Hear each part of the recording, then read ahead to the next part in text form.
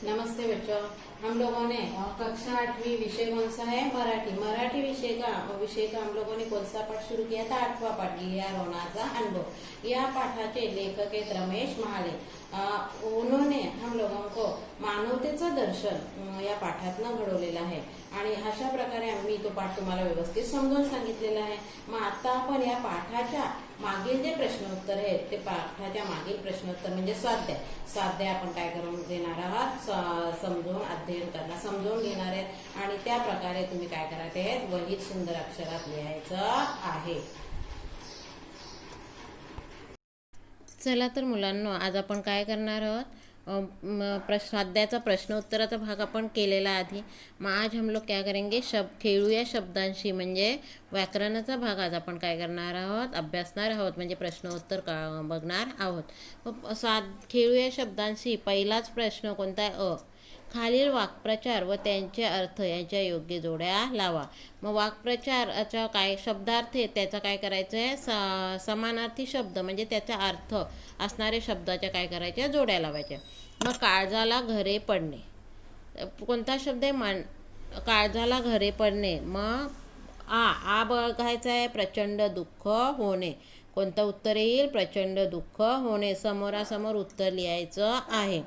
त्याचप्रमाणे दुसरं आहे मनमानी करणे। ब गटातला कोणता आहे? मनाप्रमाणे वागणे। ब गटातलं कोणतं उत्तर येईल? मनाप्रमाणे वागणे। त्याचप्रमाणे तिसरं आहे हैराण होणे। हैराण होण्याला कोणती जोडी अर्थ आहे? त्रासून जाणे। ब गटातला कोणता आहे? त्रासून जाणे।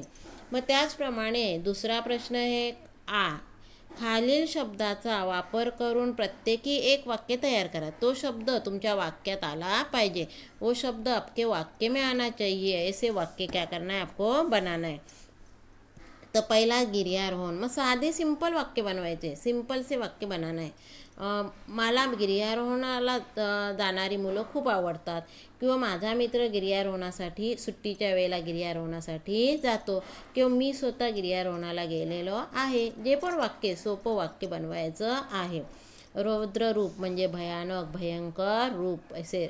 मग कसं रौद्र, निसर्गाचं रौद्र रूप मी जवळनं पाहिलेलं आहे, ऐसे वाक्य लिख सकते हैं। पावसाळ्यात पाऊस जाता जाता निसर्गाचं रौद्र रूप बघायला मिळतं। कोणतंही आपल्याला सोपं वाक्य बनवायचं आहे। त्याचप्रमाणे भूस्खलन म्हणजे जैसे ये बादल क्या हो जाते हैं? ढग फूटी के हो जाती है, तभी क्या होता है? भूस्खलन हो जाता है म्हणजे पहाड़ी नीचे आना। मग खूप पावसामुळे काय झालं होतं? ढगफुटीमुळे भूस्खलन झालं होतं असं वाक्य लिहू शकता। भूस्खलनामुळे अनेक लोक काय होतात? रस्त्यावर येतात। अशा प्रकारे वाक्य तुम्हाला काय करायचं आहे? लिहायचं आहे।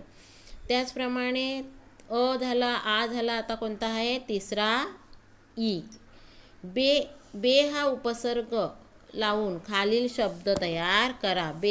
बे लावायचे, जसं बघा वारसला काय लावलेलं त्याने? बे। मग बेवारस। त्याचप्रमाणे पुढचे शब्द तुम्हाला काय करायचे? बे लावून वाक्य शब्द बनवायचे आहेत। मग पहिलाच आहे जबाबदार, मग त्याला काय येईल? बेजबाबदार। बे लावायला सांगितलं ना, मग काय येईल? बेजबाबदार। दुसरा आहे इमान, बेईमान, काय येईल? बेईमान। शिस्त, बेशिस्त। हे विरुद्धार्थी शब्द आहेत, तसे काय बनतात? विरुद्धार्थी शब्द बनतात ते। शिस्त, बेशिस्त, पण बे लावून करायचे। रोजगार, बेरोजगार, रोजगारला काय येईल? बेरोजगार। परवा, बेपरवा, काय येईल? बेपरवा। अशा प्रकारे पुढचा आता काय आहे? प्रश्न आहे पुढचा प्रश्न कोणता आहे? काय प्रश्न आहे? खालील तक्त्यात विरामचिन्हांची नावे लिहून त्यांचा वापर करून वाक्य तयार करा। वाक्य तयार करायला सांगितलेले, पहिला विरामचिन्ह ओळखायचे। मग पहिलंच काय आहे? कॉमा दिलेले आहे बघा, कॉमा मी शिकवलेले विरामचिन्ह। आपको विरामचिन्ह के बारे में मैंने एक बार पाठ लिया था, वीडियो भेजा था। तो आज देखो पहला ही क्या है? स्वल्प विराम। तो नाम क्या आएगा? स्वल्प विराम, पहले के सामने। और वो वाक्य देखो स्वल्प विराम, जैसे हम लोग एक जैसे पाटी पेंसिल वही ऐसे शब्द लिखाना है, तो हम लोग क्या करते हैं, माझ्याजवळ पाटी पेंसिल वही आहे ऐसे आप लोगों को लिखना है। तो पाटी एक अलग शब्द है इसीलिए कॉमा लगाना है, पेंसिल अलग शब्द है तो कॉमा लगाना है, और ऐसे उसको क्या बोला जाता है, स्वल्प विराम लगाना है। नहीं तो ऐसे वाक्य भी लिख सकते हैं, सीमा म्हणाली चल अभ्यास पूर्ण करूँ, सीमा म्हणाली, म्हणाली क्या है, हम लोग रुके इसीलिए वहाँ क्या करना है, पर वाक्य पूरा हुआ है क्या नहीं, तो सीमा म्हणाली वहाँ क्या करना है, स्वल्प विराम देना है और वाक्य पूरा लिखना है, चल अभ्यास पूर्ण करूँ।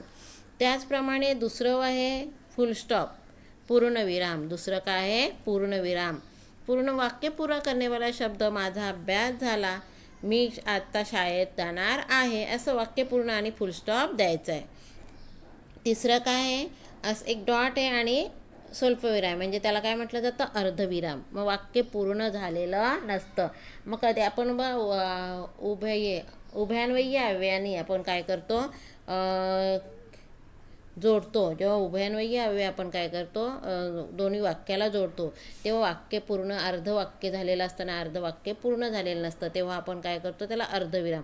जसं ढग गरजत होते पण पाऊस पडला नाही, पणच्या पहिला गरजत होते पण च्या पहिला वाक्य पूर्ण झालेलं नाही, अर्धवाक्य, म्हणून काय करायचं, त्याला अर्धविराम द्यायचा आहे। त्याचप्रमाणे पुढचं आहे प्रश्नचिन्ह, पुढचं काय येईल, प्रश्नचिन्ह। प्रश्नचिन्ह सगळ्यांनाच माहिती आहे, प्रश्नचिन्ह कसं लिहायचं, प्रश्न विचारला जातो, तू काय करतो आहे, तुमचा अभ्यास झाला का, तुम्ही उद्या कुठे जाणार आहे, तू आता काय करणार आहेस, असे वाक्य, प्रश्न विचारलेले वाक्य, त्याला प्रश्नचिन्ह असं म्हणतात। त्याचप्रमाणे पुढचं आहे उद्गारवाचक चिन्ह, उद्गार चिन्ह, केवल प्रयोग अव्यय मैंने बोला था, भावना व्यक्त करने वाले शब्द, जैसे शाबास, अरे रे, अब ना त्याच्या पुढे वाक्य आहे, शाबास, छान चित्र काढले, मग शाबासच्या पुढे काय करायचं आहे, उद्गारवाचक चिन्ह, मग हे नाव काय आहे, उद्गार चिन्ह। आता पुढचं आहे एकेरी अवतरण चिन्ह आणि दुसरं काय आहे, दुहेरी अवतरण चिन्ह। मग एकेरी अवतरण चिन्ह कधी वापरलं जातं, जेव्हा काय केलं जातं, एखाद्या शब्दावर जोर देताना किंवा दुसऱ्याचे मत सांगताना, एखाद शब्द के ऊपर क्या करना है, शब्द हाईलाइट करना है, नहीं तो दूसरे का बोला हुआ हम लोगों को बताना है, तेव्हा त्याला काय म्हटलं जातं, ते बोललेले शब्द, जैसे गांधीजींनी चले जाओ ही घोषणा दिली, मग चले जाओ हा शब्द ठळक आला पाहिजे, हायलाईट झाला पाहिजे, मग चले जाओला आपण काय करतो, एकेरी अवतरण चिन्हाने दाखवतो। त्याचप्रमाणे दुहेरी अवतरण चिन्ह कधी वापरलं जातं, जेव्हा आपण बोलतो आणि आपले बोलण्याले वाक्य आपल्याला दाखवायचे, ज्याचं बोललेलं वाक्य आपल्याला दाखवायचं आहे, तेव्हा त्याला काय म्हटलं जातं, दुहेरी वाक्य याच्यात। जसं शरद म्हणाला मी सहलीला येईन, मग शरद काय बोलला आहे, त्याच्या बोललेल्या त्याच्या तोंडून निघालेलं वाक्य आपल्याला काय करायचे, दुहेरी अवतरण चिन्हात दाखवायचं आहे। ती म्हणाली मी उद्या शाळेत येईन, म्हणजे ती काय म्हणाली, तिचं वाक्य आपल्याला दुहेरी वाक्य अवतरण चिन्हात, म्हणजे ज्या बोलतो त्याचे वाक्य आपल्याला दाखवायचं आहे, त्याला दुहेरी अवतरण चिन्हात दाखवलं जातं।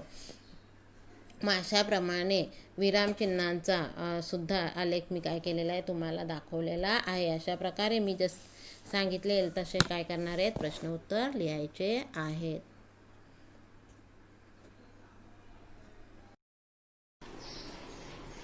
चलो तो बच्चों, जैसे मैंने प्रश्नों के उत्तर आपको समझाया है, वैसे प्रश्न के उत्तर आप क्या करेंगे, नोटबुक में लिखेंगे, सुंदर हैंडराइटिंग में लिखेंगे, उसी तरह आपको अपने लिखे होंगे तो वो क्या करेंगे, चेक करेंगे, गलत रहेगा तो क्या करेंगे, फिर से सही लिखेंगे।